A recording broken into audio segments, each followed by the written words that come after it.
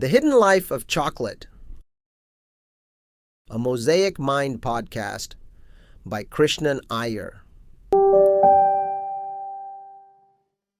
I thought I knew chocolate. Sweet, brown, comforting. But one weekend at the Northwest Chocolate Festival in Bellevue changed all of that, because what I learned there is that chocolate isn't just dessert. It's alive. It's fermented. It's global. And it's one of the best examples of how nature teaches us cooperation. Chocolate is alive. Here's something I didn't know until that day. Cacao, the seed that becomes chocolate, actually ferments before it's ever roasted. Farmers harvest the pods, open them up, and scoop out the beans covered in this sweet white pulp. They place them in wooden boxes, and that's when wild microbes, yeasts, and bacteria begin to feast. It's like what happens with sourdough, kimchi, or kombucha, but no one's controlling it. It's not lab science. It's wild fermentation. Nature's Jazz Session. Lauren Adler, the chief chocophile of the Chocolate Explorers Club, put it beautifully. She said, "Chocolate is wild fermentation.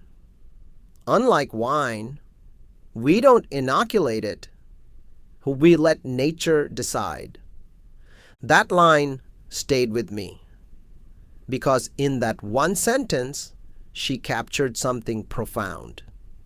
That the best flavors in life come from partnership, not control. Fermentation, in a sense, is cooperation between species, humans and microbes working together to make food we can digest better and enjoy more deeply. The geography of flavor. Chocolate grows only between 20 degrees north and south of the equator, this narrow green belt that circles the planet. In that belt lie some of the world's richest stories.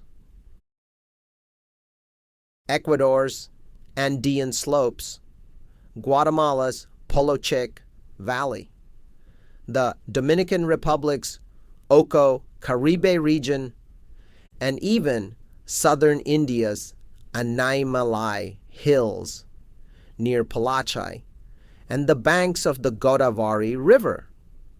Each region's beans taste different because they are different, shaped by soil, weather, and fermentation styles. I tasted bars from all over, and each one felt like a geography lesson for my tongue. Finca Manantiales, Ecuador, bold, tannic, almost wine-like. Ara Chocolate, Venezuela, via Paris. Deep, earthy, made by a Venezuelan family keeping their homeland alive through chocolate. Fresco, Guatemala, soft and silky, light roast, long conche. Oco and Cacao, Dominican Republic, fruity, nutty, balanced. Madagascar Cacao Project, bright, citrusy, alive. Each bar had its own story, its own terroir, proof that chocolate is geography made edible. Reading the truth on the label. Lauren also walked us through how to read a chocolate label, and it felt like learning to read truth. She said, when you pick up a bar, look for simplicity. A good one usually has only 2 or 3 ingredients: cacao, cocoa butter, and maybe a little sugar. If you see natural flavor, vegetable oil, or Dutch processed cocoa, that's like hearing auto-tune in a live song. Something's been over-edited. And that's when she said something I'll never forget. Sugar can hide defects. That's why 100% bars are the truest expression of the bean. That struck me because truth in food or in life rarely needs sweetening. Innovation from tradition. Now, here's where things get even more fascinating. In India, the same stone grinders that families use to make dosa batter are now being repurposed to make chocolate.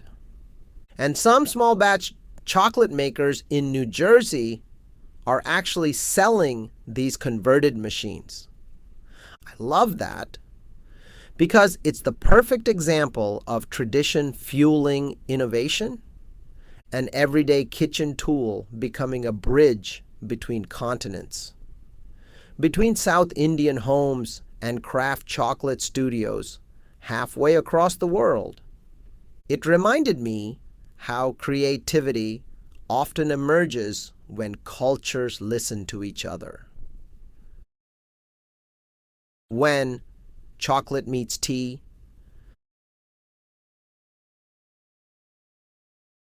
as someone who's deeply into tea, from pour to foo brick, this discovery felt oddly familiar. Both tea and chocolate are fermented. Both require patience. Both depend on living cultures that transform bitterness into complexity. At the festival, I found a cocoa tea made from Dominican cacao shells, and when I brewed it, it felt like two worlds meeting, the leaf and the bean, both shaped by time, microbes, and human care. Patience and cooperation. That's the real recipe behind every good cup and every good bar, and maybe behind every good relationship, too. What chocolate taught me. I left that festival with a small paper bag of 100% cacao bars and a very different perspective. Chocolate was no longer comfort food. It was a quiet teacher.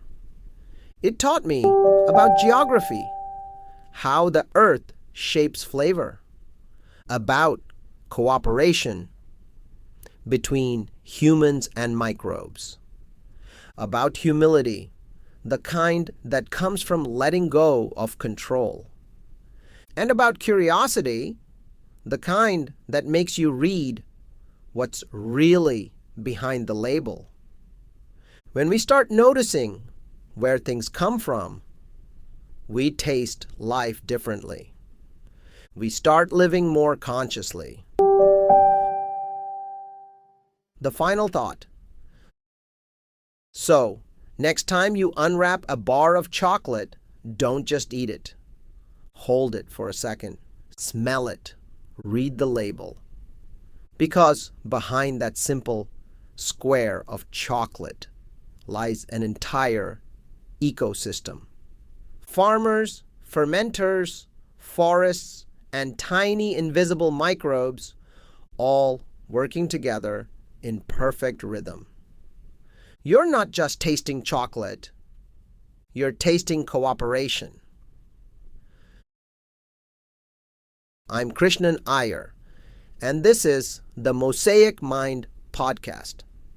If this episode made you see chocolate or life a little differently, share it with someone who might need that reminder that even the smallest acts of cooperation can create something beautiful. Until next time, Stay curious, stay connected, and keep finding the hidden patterns that make this world so human.